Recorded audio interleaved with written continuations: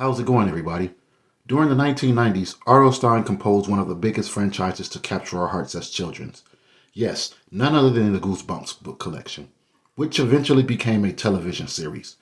In this saga, we will be covering some of the best scares from the television show Goosebumps. Today's segment, I'm going to be talking about one of, if not the most controversial episode to come from the Goosebumps saga. Yes, that's right, the Night of the Living Dummy. Many of you may not know that Night of the Living Dummy Part 1 didn't make it to the television series, which I thought was very strange and odd since seeing how it was one of the biggest books to come from the franchise. So I'm going to be covering with you guys and giving you the backstory of the Night of the Living Dummy 1. Stay tuned. Linda and Kris Powell are walking through their neighborhood. The two girls decide to inspect a house that is under construction. While searching through a garbage container near the house, Lindy finds a mysterious ventriloquist dummy and decides to call him Slappy. Linda uses her dummy to gain popularity, and Kris quickly becomes jealous.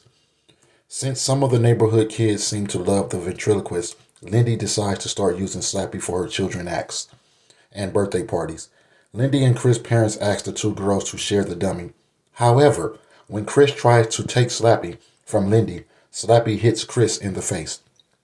The next morning, Mr. Powell reveals that he has brought a ventriloquist dummy for Kris from a pawn shop. She decides to call him Mr. Wood. Mrs. Berman, Kris' music teacher, asks her to perform a ventriloquist act for the school's upcoming spring concert. Lindy offers to help Kris improve her act, but Mr. Wood, currently being held by Lindy, begins hurling insults at Kris. Kris assumes that Lindy is the one speaking, but Lindy insists that she isn't controlling the dummy. The night, Lindy and Kris hear strange noises coming from inside their house.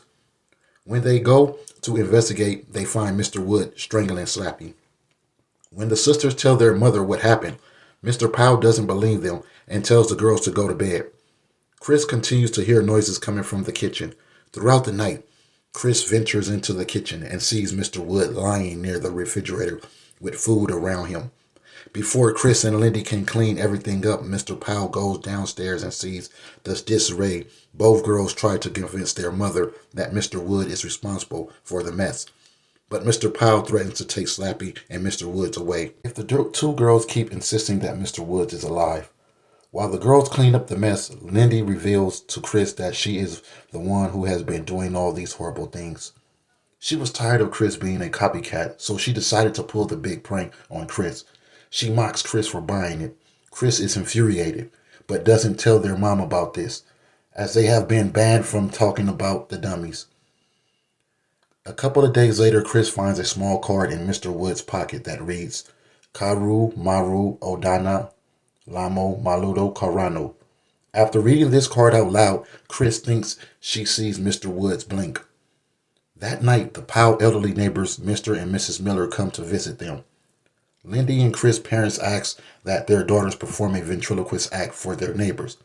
Lindy decides to go first, and hers is a success, but Kris can't perform her act. Mr. Wood begins to insult the elderly couple, making fun of their appearances and their breath.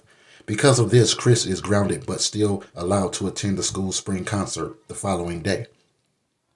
At the concert, while Mr. Berman is adjusting a microphone for Kris, Mr. Woods begins to insult the teacher for being overweight. Mr. Berman demands an apology, but Mr. Wood responds by spewing a green substance on the teacher and the audience. Mrs. Berman tells Kris that she will be suspended from school for this possible for life. Mr. Powell announces he will return the dummy to the pawn shop on Monday. Kris locks Mr. Woods in a closet and goes to sleep. Kris is awakened by the sound of footsteps. When Kris decides to investigate, she discovers that Mr. Wood is alive. Mr. Wood tells her that she and Lindy are now his slaves, and that magic words brought him to life. Kris tries to fight the dummy, but Mr. Woods hits fiercely in the stomach. Kris crawls away from Mr. Wood and screams for help. Lindy hears her sister and goes downstairs to find out what was happened. While Kris tells her sister that the dummy is alive, Mr. Wood surprises the girls. Lindy manages to pin the dummy to the ground and keep him from fleeing.